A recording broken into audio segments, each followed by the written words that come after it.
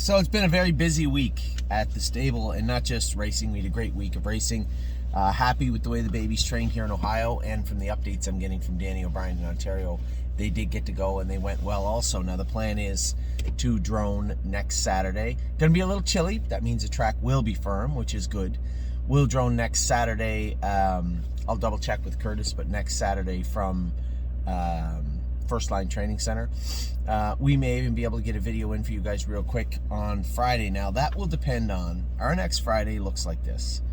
Probably train the babies for the second time next week, and then if I can get done in time, go over to the meadows, race our horses, then go back home, train the horses on Saturday.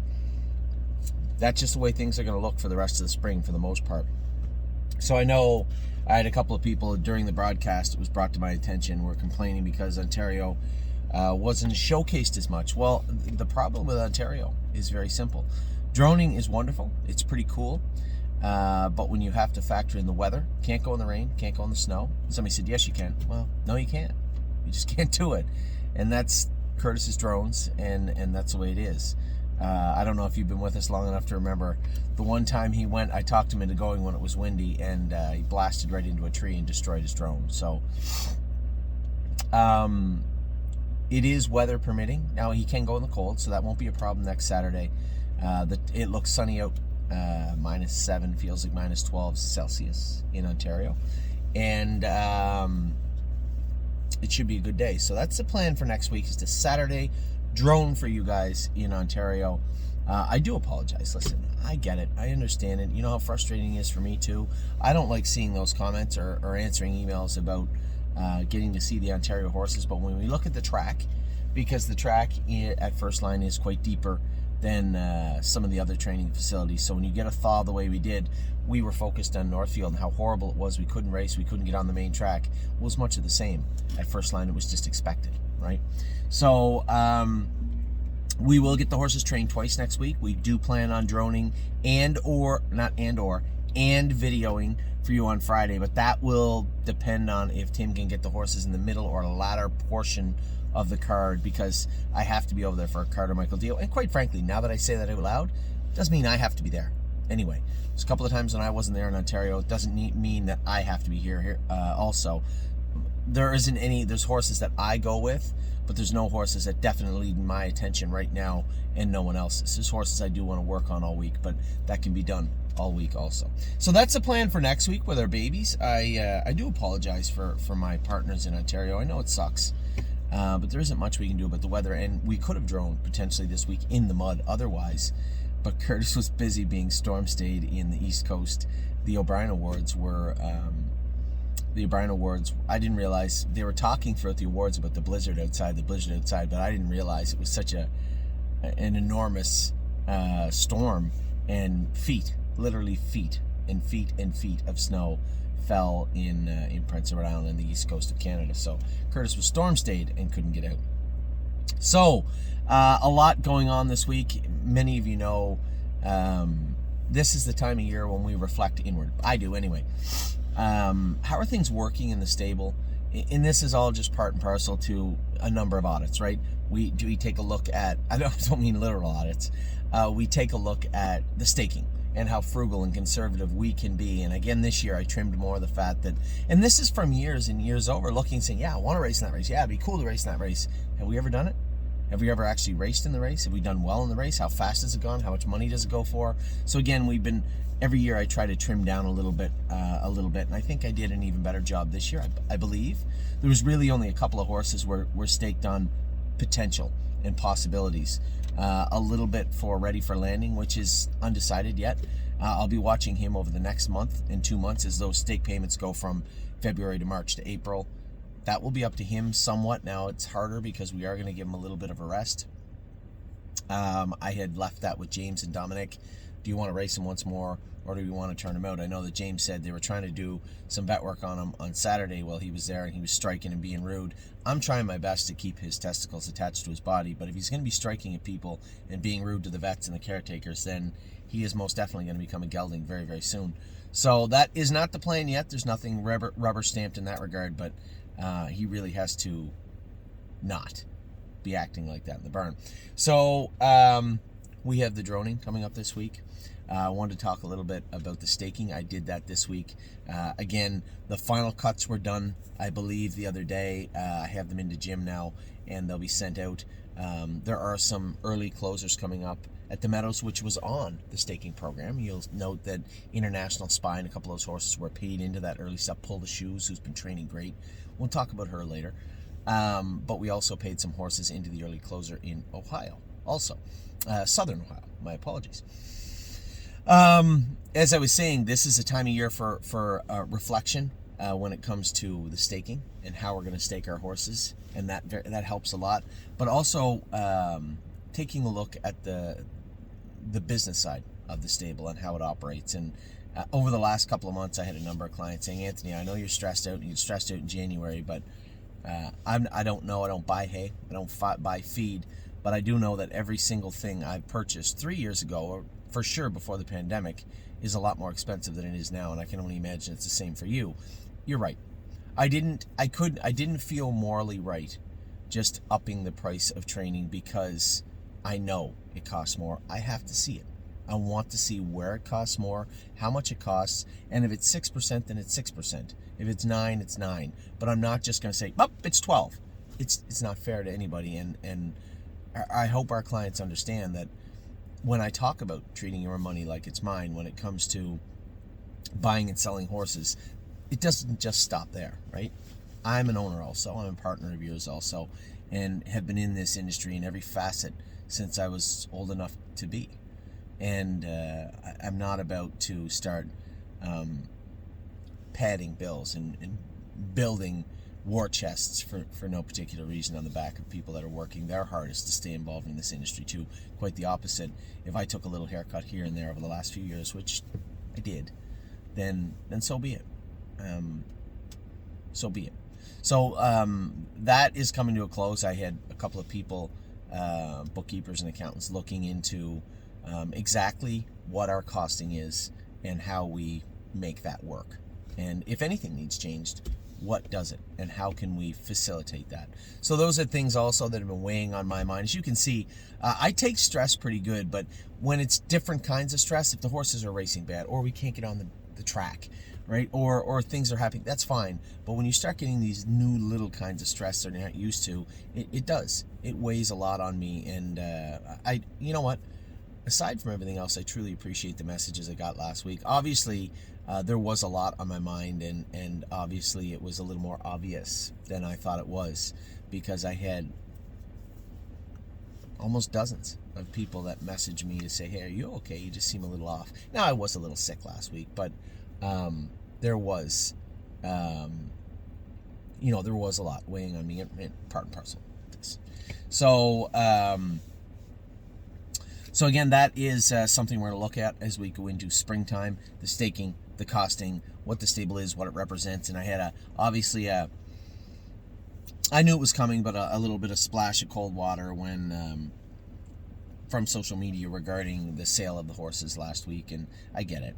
I wrote a lengthy rebuttal to a good friend's post about the stable, what it is now, what it is not now, and fully recognizing and understanding that the stable is not the same stable it opened a decade ago. And our pivoting and our changing and our moving came at the behest of our clients, right? Understanding that when I see the same emails coming in, I have to weigh those against what we're doing and then decide if changes need to be made.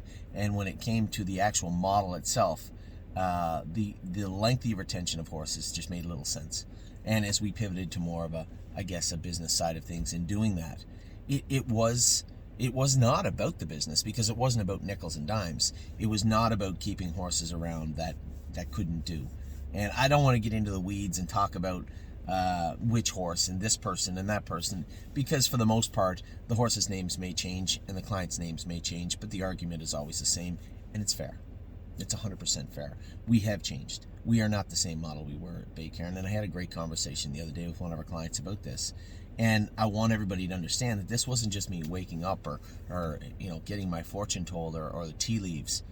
This was simply looking at what made sense, what didn't, what has worked, what did not, and how do we sidestep those landmines. And I talk about it all the time, but I did talk about it in length in this post about the saturation point of horses, right? About when I see horses getting to a point where I know after that point things are going to get much more difficult for them, and moving them around proactively beforehand. That's a model I am going to embrace, and I'm sorry that people think that we're just moving the horses on too quickly, or we're not own a little, love it or lot anymore. We certainly are, right? There are over 900 clients that own this model and that love this model a lot and do not own very much at all. But they also don't want to go to the track at 12 to 1 and 15 to 1 and know that they're going to get beat before they ever turn the TV on or open their computer or step foot in the racetrack. And those are things that I want to. It's not like we had an overwhelming response saying to people, we don't win enough races. No, I just don't like losing. You know, the old saying from Moneyball, you know, was the easiest way to sum it up. I hate losing more than I like winning. I don't like going to a track knowing I can't win. I didn't like it as a driver. I didn't like it as a trainer. I wouldn't like it if I was a horse. And I know I don't like it as your partner. And when I got the same emails, hey, can we not race this horse here? Hey, can we not move this horse here? Geez, you think it's time to put this horse in a claimer? Those emails were too little too late, because I should have been on top of that beforehand. And when I look back at all those horses, I realized they all had one thing in common. They all came to a fork in the road at some point where I knew that path that they were on, that they were doing well on, is over. It's closed. And how do we pivot, right? And from that is where a newer, more proactive model came from. And it's not that I apologize for making the model. The model was driven by the clients that were writing these emails, right? Even though the question was not asked in the email, the question was right there in front of me. Why didn't we see this coming? And for those of you out there that just thought that we were going to buy the horses and keep them forever, that was never, ever the stable model. It was never buy him as a yearling and retire him as a 15-year-old. I understand that in a perfect world that would be wonderful for some people, but even as the fledgling days of the stable.ca started, that was never, ever going to be an option. We still want to race horses. We still want to race horses, right? We support plenty of retirement programs and will continue to, because I think it's a moral obligation of us and other people in this industry. But we are not those operations. And I think that goes without saying, and that is certainly not to rub anybody the wrong way. I don't begrudge anybody for thinking that, hey, we had this horse bought as a yearling. We have one still in the barn, White Tiger. And for those of you that are thinking it and have not sent the message yet of, hey, well, White Tiger, how's he missing it? Maybe it's just because Amy loves the horse. He won't be staying forever, just so you know. And White Tiger suits a purpose and does well. He will probably be going in a 90,000 claimer, which is the 28,000 class as the spring travels on. So we get through that New Holland series, and look, I don't want him racing in the open at all. And because he's not an open trotter. I know that a lot of my partners out there believe he is. In my estimation, he is not. He can race in the open every week. 5 to 8 to 10 of them do. 7 of them can't win it, and he's one of the 7. So he will be going too at some point. And I just want everybody to know that I need you to take one step back and recognize that because you believe something doesn't mean it's in the majority also. I'm taking a look at over 900, and these are people that are coming in and coming out all the time. We clients that leave and tell me why they left. People that come in and tell me why they came in. I take all the information I get from everybody, and if there needs to be a pivot, if there needs to be a change in our policy or our model, and it makes sense, then I'll make it. And that is where these policies come from. So please, I understand if people are upset. And I even understand if people have to leave because they no longer want to be a part of what we're doing. I get that. That's attrition. I can't do anything about it. And if our clients leave because they don't believe we're going in the right direction, yet I still believe we are, there's very little I can do about that, other than say, I truly appreciate your time that you spent with us. You know, the participation you had in the stable, it meant a lot to me, whether it was from day one or from last week. Every little bit counts, and I'm doing the best I can. Now, from that comes a challenge to all the other trainers out there that may watch these videos. we do have clients that every day maybe don't like the direction we're heading in. And I know there's lots of trainers out there that are looking for good clients. And although we may not see eye to eye on the policy or the model that we've created or that we are using right now and implementing right now at the stable, I can assure you they are absolutely salt of the earth, great people. And these are people that maybe need an outlet also, whether it be Kim or Peg or Mary or anybody out there that maybe just is looking for something a little different. Maybe looking for the way it was, not the way it is. Then hopefully there's somebody out there that can build those models, because there is a demand for it. So, oddly enough, I see that Monty McNaughton plays a role at Woodbine Entertainment Group, and somebody had reached out to Monty and said, hey, you got to talk to this Anthony McDonald. I've known Monty McNaughton for over a decade. When I was a junior candidate, so when I was a rookie candidate for the PC party, when I ran that time, a long time ago in Guelph, Monty McNaughton was a sitting caucus member. And I ended up knowing him from before that time when I used to go to meetings regarding horse racing. He was always there. He has his roots in Dresden, so understands horse racing, and had reached out to me via text yesterday and said, is this still Anthony McDonald's phone number from all those years ago? I said, yes, it is. I explained that we're back and forth, my wife and my family, and that I would be welcome to meeting with him at any time and discussing this, because I truly believe what our industry needs, and this is important because this revolves around the message I just said, what our industry needs is jurisdictions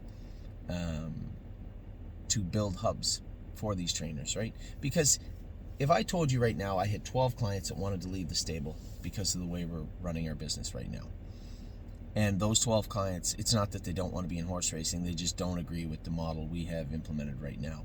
Those 12 clients need an outlet, right? And you look at all the trainers that have lost all the horses and all the caretakers that have lost their jobs because of stables shrinking. A horse shortage is what I'm talking about. And if we as an industry could build a way so that all of the potential and current clients in the industry had options, could go to trainer A, B, C, D, E, visit their barn, talk to them, decide whether they want to be a part of their barn, inevitably you would see a much stronger industry emerge. Because for every 1 or 2 or 3 or 4 or 5 clients, you're looking at 1 or 2 horses. 2 horses added to every barn fixes the racetrack problem, fixes shortages, right? And that's the issue we have right now. It's not a macro problem. There's a big problem in the industry. There's lots of them. You have Garnet Barnsdale and clients of ours that are wagering people, that are gamblers, right? You need to engage them. How can we help you more? But we need to help ourselves also. Trying to convince other gamblers that are walking into sports books and betting on the Super Bowl today. Many of them don't have much interest in horse racing. But I will say this, for the people out there that are paying attention, there isn't a stable on planet Earth that gets overbet more than the stable.ca. And our clients profess not to be gamblers. So who's wagering on them? It's not me. Although you may not be a gambler, you probably do bet $2 to $5 to $10 on your horse. And if you make $50 or $60, you're more apt to say, you know what, I got nothing going on this Friday. What am I going to do? Maybe my buddy's eye, I'll go out to the Meadowlands, go out to the Meadows, come out to Northfield, go to Mohawk, go to Grand River. Just go out and take in the atmosphere. Otherwise, they would never think of that. But because they're now immersed in horse racing through the stable or through other fractional ownership sites, that may be an outing for them. And 1 might turn into 3. 3 might turn into 5. Now, many of those people don't gamble, so they've never been in a casino. But they have to walk by the entrance of one to go into the racetrack and out of the racetrack. How many of those people are going to have a good night, have a couple of beers, and say, you know what, why don't we drop in the casino for a minute? That is how this industry gets smaller. The micro, the small things, right? Just do the little things right. And if we all, as a stable, and I don't mean to rant about this, but this is reality. This is what we don't do and what we could do very, very easily. Just by building that hub and educating trainers as to how to procure ownership, have somebody in charge of outreach into the communities. Mohawk is right beside Milton, right? Right beside Guelph, right beside Cambridge, not far from Toronto, Etobicoke, Mississauga, Burlington, Hamilton, massive cities, untapped populations. And you can say, well, those people aren't interested. That is garbage. I've already shown you they are. We have clients in 14 countries. Don't tell me people won't own horses. You are wrong. And the people that want to admit that and want to fly that banner, that's because they're too lazy to understand the difference.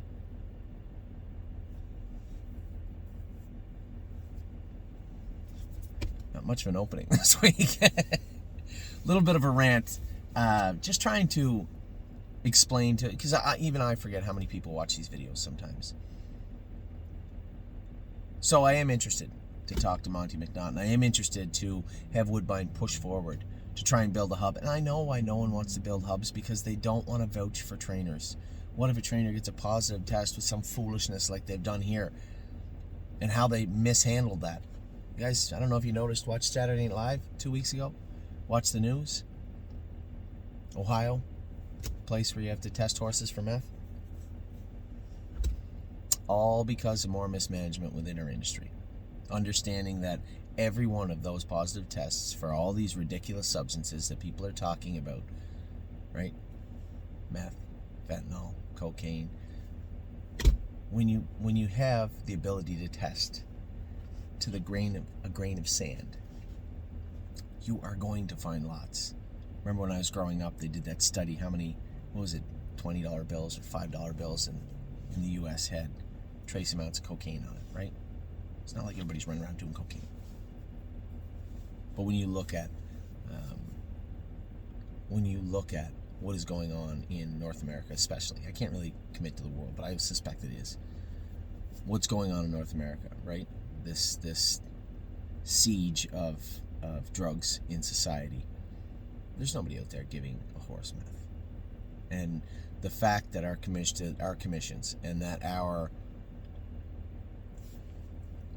adjudicators, the people that look at our industry and control it, make sure it stays safe, that they absolutely know what is going on, and they won't address it. They would rather us be the butt end of a joke in a normal news cycle is wrong. And I don't mean to wander. We have horses to talk about, but these are realistic things. Serious things. And these are part of the reason what needs to happen with the industry. We need to take a common sense approach to things of that nature. Look at them. There's nothing wrong with going to Jason's barn, going to anybody's barn that has one of these. It says, okay, we're going to do just an internal look, an investigation into your barn as to what may have taken place. Make our own report. And then we can sit down together and try and figure out how this won't happen again, right? So we don't want to continue to see these things popping up. It's more than fair, 100%. But that doesn't get done. And when it comes to fractional ownership and helping out our trainers, you don't understand we're talking about horse shortages. So we don't have owners to buy them, right? Owner shortages. That is the crisis in racing. And the stable can't fix that any more than anybody else. We can only get so many people in. I just talked to you about saturation points of horses. Well, we ourselves, our barn has a saturation rate too, right? Sure, we have shares for sale on the front end of the site, and we bring new people in. I bet you we brought 40 probably new people into the industry this year. But we need to have a constant front, right?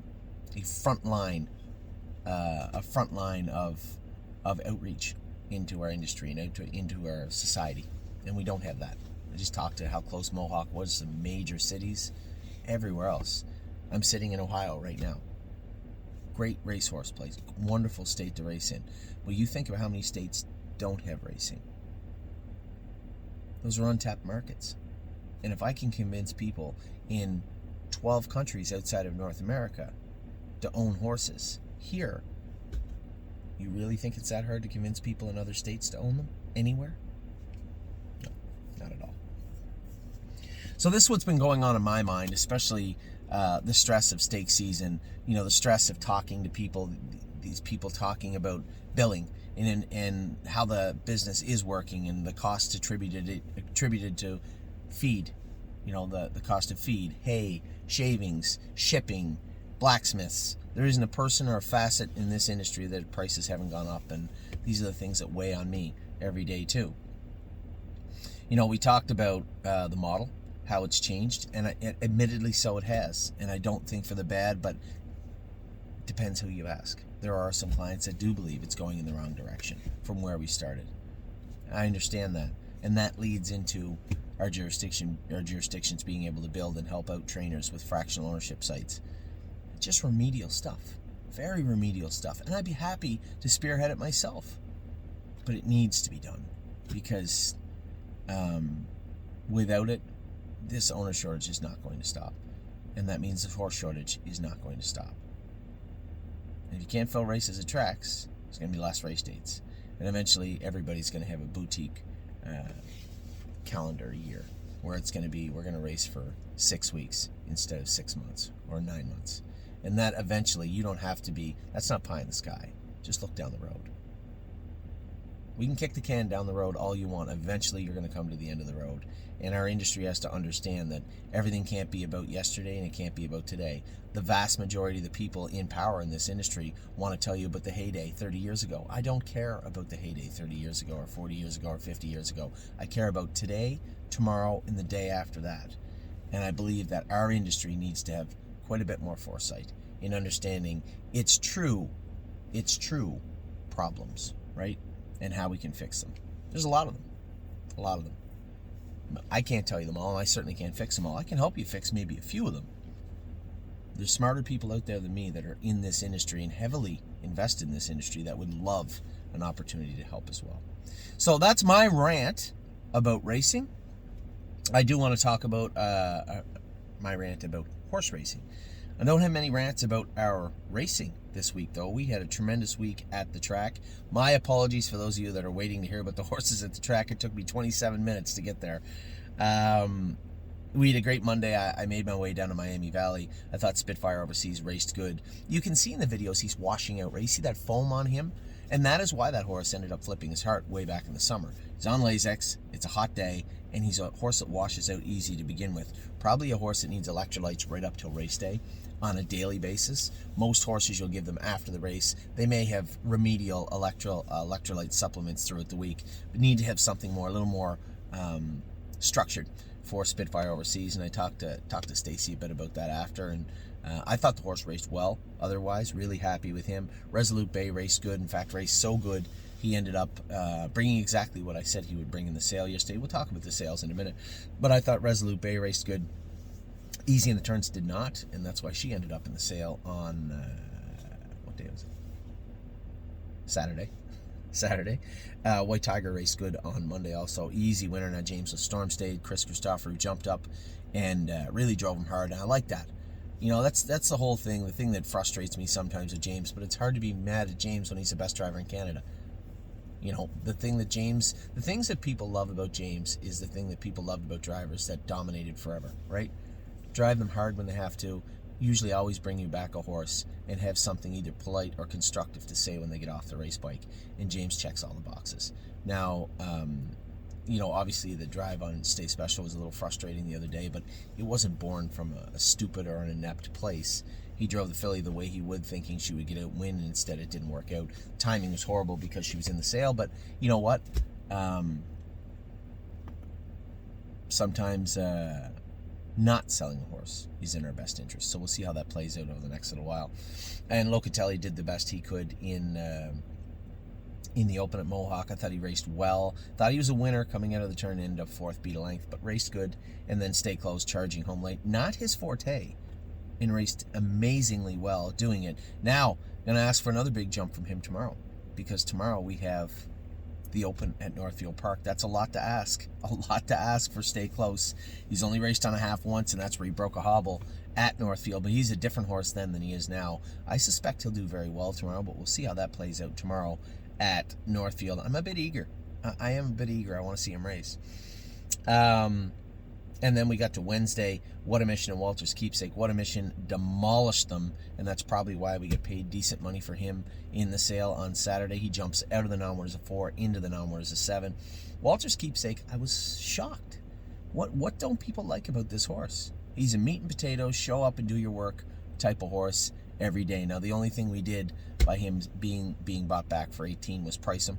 So I told all my partners at Walter's Keepsake the remaining shares on the site, if you want them, they'll be the 18 American, which is a massive reduction from what we originally paid for him. And I think there's lots of racing left in this guy. I really thought he'd bring as much or more than what a mission, and to see him not was shocking. Anyway, you don't want him? Fine. We'll just jam them down their throats, and Walter's Keepsake will come out swinging next Saturday. I can guarantee you that. So as you can see, we're having a great week already. We head into Thursday. Time is on my side, just crushed them, and that was one of the most impressive performances. It's hard to gauge and quantify because he's not racing against quality, battle-ridden horses. He's racing against February non-winners of 2 horses, which take nothing away from those people's horses. They're not winning the non-winners of 2 in May, I can tell you that. So his mile was impressive. Earplugs in and jogged. Impressive enough that we did tweak his staking a little bit. He did go out to the field yesterday, I believe, and is going to get a little time off, well-deserved time off. Horse has been just lights out and raced great. Undefeated in 2024, heading into what will be his stake season. So that's impressive. And then Ready for Landing looked good. Did he look amazing? No, he looked good. I ended up taking a couple of stakes off his plate. James was a little non-committal on what he thought truly of Ready for Landing. He said he could be a nice horse, he might not. He thought he should be gelded, but James is a typical driver. Everything just geld them and it fixes them. It just doesn't work that way. And when it comes to Ready for Landing, he's a juvenile.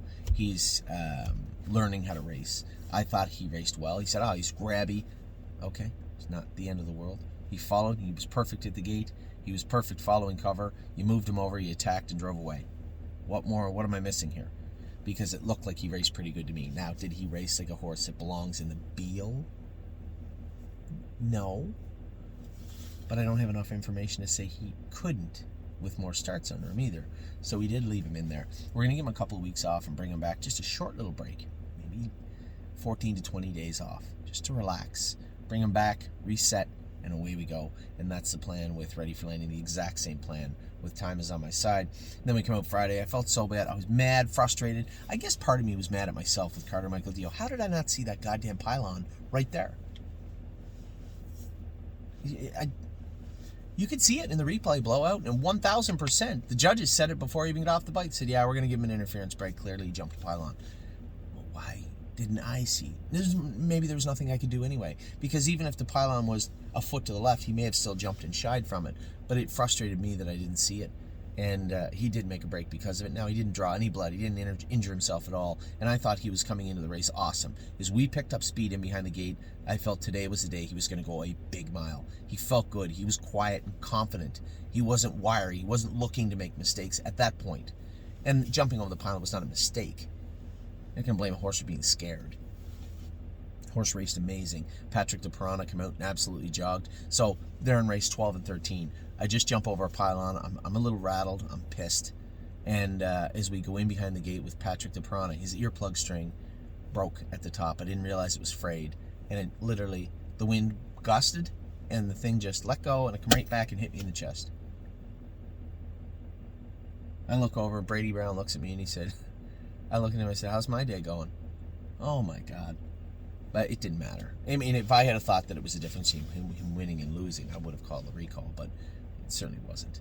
And the earplugs for a 9-year-old, yeah, you might get a little pop when you move him, but he was on fire the other day. He was good. It's as good as I've seen him in 5-6 weeks for sure. He was really good the other day. Great job by Tim's crew. And then Stay Special, I don't want to talk about that trip anymore. But what it did look like, it appeared to me that she was a live wire in that class. And the problem us buying her back for $30,000 is that now in the claimer she goes for less than that $30,000, right? If we put her in the claimer, so now she has to do in that condition. That's not true. We could bring her over to Northfield. She could win the 30 claimer, non-winners or whatever. Her tag would be 45, and she would pound them into the ground for 3 starts, and then that would be it. So we had tons of options with her. I just thought she looked rather impressive the other night. And if you'd have said, "Here's 6, you got to pick 2, you can't sell," it would have been Stay Special and Walter's Keepsake for sure. At those prices, 1,000%. So I was very, very happy. So now our week is going great. You know, we've had Miami Valley was a huge success. We had a 1st and a 2nd and a 5th. The horses raced great. White Tiger was a winner. Locatelli raced good in the open. We come out Swept them first and second. What a mission! And Walter's keepsake on Wednesday looked great. Swept the entire day with Time Is On My Side and Ready for Landing on Thursday. Friday, Patrick the Piranha raced good, and just obvious excuses for the other two starters that night. Locked in with Stay Special and jumped over a pylon, Carter Michael Dio. And then Saturday night, Crantini jogged. Now somebody said, oh, he kind of walked on the end of it. It was a weird night. The track, it poured rain here all day. The track was sticky, and none of the races went fast. Miss Roccadeli's class went in 55-3 or something, 55-4. And she raced good to finish second. I just didn't want to remove her to the front after such a lackluster line and being off 3 weeks. There was not one voice in my head going around the first turn that said, excuse me, you might want to remove to the front there. Not one. No problems at all. I was very happy with the trip she got. I was very happy with the way she raced, and I thought she did well. And Delicious Stone, I know Lauren's probably kicking herself. She got parked. What are you going to do? You get the 8-hole, you got to go forward. And I thought she drove the horse great, and I thought the horse raced great. I thought the horse raced good. So really, really happy in that regard. Now, no racing today. It is Super Bowl Sunday. I'm looking down at the calendar. We got 8 on Monday. Kenobi, 6-5, looked good in his first start in Saratoga. Good luck with him. Unbeatable Kemp, sleeper. Now, he's going to be short, but he races okay short. And you know what? He did qualify well at Northfield. I'm interested to see how he's going to do Monday night. Very interested. Renegade Gypsy looks like he's found a good spot. Must be the Open, I guess, in Southern Ohio. Kings County is bet down to 7-2, which is great. He's tight now. So, I was talking to Brett the other day. He said, you know what this horse needs? A little roll right down the highway. He said, he's never good when you take him off the gate. We've been trying to protect him because he was just coming back. He said, but I think this is the week. I like it. I'm going to watch. I would rather him leave 5 than 1. But interested to see how this plays out for sure. Locatelli back in the Open with White Tiger. I see James jumped off White Tiger. We have Jonathan Drury on one and Chris Christopher on the other, so hopefully they both beat James, but we'll see. Stay Close is one of the more interesting horses on the night for me. If he gets around Northfield, he'll give them all they want in the Open here. He was awesome the other day. Very interested to see how he's going to get around this track. And Collector, no respect for this guy. What are his odds? 5-1 out of the 9-hole. The 9-hole at Mohawk isn't a big deal because he's going to be crossed over somewhere long before they get to the first turn. I thought this horse looked great. There wasn't any horses really finishing hard the other day, and he sprinted the last 100 yards to run down the winner. I thought his race was odd compared to the rest of the races of the night, and I thought the horse raced impressive. I think he's going to go a good mile on Monday evening. Tuesday, Electric Line. Not super optimistic with the 8-hole, but running out of places to race him. He's not PA-owned or sired, so we couldn't get him in at the Meadows. Northfield seemed logical if he can get around there. Kenny, I don't know. He doesn't love turns, and there's way more of them here than there was at the Meadows. One for sure. So we'll see how that plays out. And then on Wednesday, I see Scott Zeron. Megan said went to the barn and trained Texong Soprano the other day and loved him. He told me he wasn't racing until March, but if my calendar is correct, this says February the 14th, Valentine's Day. So he's going to drive Texong Soprano. So lots going on at the barn. A red hot week for us at the track. I was absolutely impressed to no end with the way the babies trained, and we'll talk about a couple that really impressed me. I did this the other day, but I'll talk again. I know a lot of people are like, well, I didn't hear my horse's name. It's not that your horse wasn't impressive. I just thought it was worth highlighting the ones that were really impressive the other day. And how do you get really impressive? There's no point talking about the ones that weren't impressive because there was very few of them. But the horses that I thought would be X, and they were X+. They were just much better the other day training. I thought High Hopes was very good. And again, everybody in the first set was awesome. But these are the horses that stuck out to me when I watched the replays also. LT Troubadour looked much more professional. And again, everybody in that set was trotting well, but I thought those two looked awesome. Intrigued with Blue Ventura. This horse got a slick gait, and he is a big, heavy colt. So impressed with him. Second set, Speed of Sound was good. Still a little rickety, though. We got to get those wrinkles out of her, but she did her work very well. Actually, of everybody in that set, What a Lady, What a Night was a big turnaround for Philly. He hasn't done much training. But Manhattan Money, I thought, looked awesome, and he's a great guy.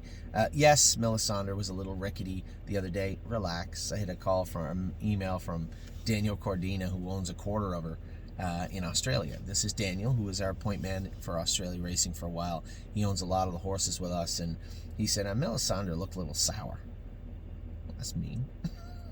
She might have looked a little sour. I had to remind him that, Daniel, you get to look behind the curtain now. You don't get to call some guy who can bullshit you on the phone and say, she was okay today, Dan. No, she looked like crap the other day. She was a little sour the other day. She's allowed to be. It's February. It's not a big deal. If you guys go back to the open house and see how she looked, don't worry. She'll be just fine in the coming days and weeks. But it was great. It was great to get that little splash of cold water from Dan. I appreciate it. Third set, I thought everybody looked good again. Oh, Hill No looked good, but was running in. Probably needs a head pull on the left. And then when she did, she kind of interfered. She didn't really interfere. She jostled. She sits at the bar. She was looking at the pylon. She was looking at the filly on the run, and her herself went off stride. The takeaways from that set to me, Aunt Lily looked exceptionally strong. Very happy with her.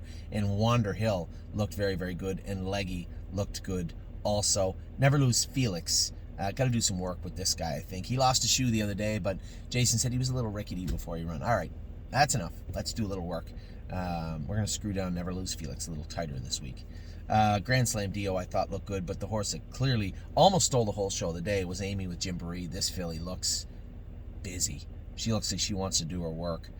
Grand Slam Dio was good. Freedom Hill, she got that what the hill in her. Yeah, I told Eric, you can't be too nice to this filly. She needs to work. I've had enough what the hills now to know, when they get to that point where they just want to be mean. They want to go out and do stuff wrong. Good. Make sure they're tired when they come in, and they're less likely to do it the next week. And that's what I had said to him with Freedom Hill. And I might go with Freedom Hill this week. We'll see how clever Freedom Hill is then. The Priest is an interesting horse. Made one little break, I think, in the mile, but Jason said was pretty strong otherwise. And Arrowhead Hanover just needs a little more work. He was a little lackluster from what I expected the other day, but very green, put him on the front, and then had some horses that were looking for a battle come to him, and I just think that he needs to be in the right frame of mind also. Again, a February thing, not the end of the world. Fifth set, yes, I get it. I'll be completely frank with everybody. I'm actually going to talk to a couple of people. I might send Captain Incredible to Florida, take the cork off him, get him on a bigger track. This is a giant animal. And he looked good the other day, but I just feel that there's some deficiencies in his overall game, and I have to believe that the cork and the half-mile track might play a role. I rewound and watched that video 10 times. Now, I might go with him Tuesday just so I get my own bird's-eye view of him. I wasn't disappointed with him, but I think he may just be a horse that would benefit from a clay track, no cork, and a longer hobble, and a bigger track. That might be it.